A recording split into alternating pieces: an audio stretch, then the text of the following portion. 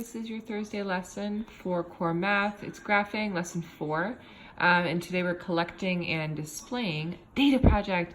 This is such a cool lesson. I hope that you love it as much as I do. It allows you to give kids quite a bit of freedom. So today, our skill is really different. Our skill is about actually identifying something you care about, collecting data on it, and then displaying that data. So today, tomorrow, and every day, great mathematicians can create survey questions, think about the choices they make, generate, collect data. Today, tomorrow, and every day, we can collect data on a given topic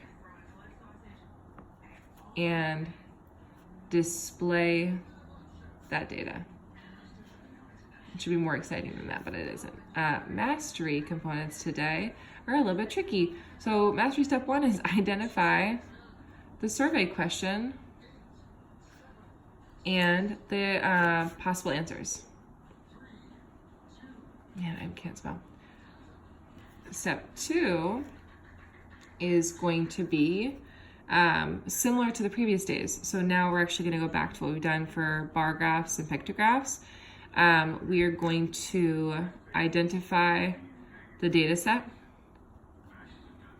Step 3 is for bar graphs, it's identifying the scale. Step 4 is set up bar graph with scale and all components. Step 5 is plot data. It says dat. Hold on just a sec. So this person did, what's your favorite type of music? Country, jazz, hip hop, rock, classical, and collected the data on it. So step 1, identify the survey question. Step 2, the categories. And step 3, the tally marks.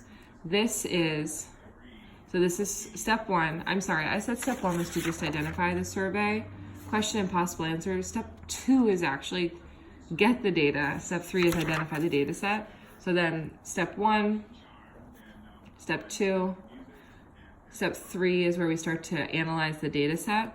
Step 4 is to set all of this jazz up. So this is the pictograph, this is the bar graph. We don't have the tape diagrams because the tape diagram builds to this. And then the actual questions that you can analyze. And they vary from thing to thing. But today, when you start the class off, gosh, I can't turn the page. Got a lot of blank space. So create your own survey question. Think of 5 answer choices. And then, so you really just need to say, great, you have 2 minutes. I'm gonna model for you a couple of survey questions I might ask. What's your favorite sport? What's your favorite plant? What's your favorite type of animal? What's your favorite Halloween movie? What's your favorite whatever? And I'm gonna have 5 answer choices. Your turn, I would actually say to do this in pairs or in pods. Pairs would be easier, and what's the thing that you wanna collect data on? Great, now, before you collect your data, let's set this up. Put your question up here and your categories here. And today when we're collecting data, we're gonna use tally marks. Remember, tally marks are sets of 5. Great, go ahead. This should take only 5 minutes. Go ahead, pop up, walk around the room, collect that data.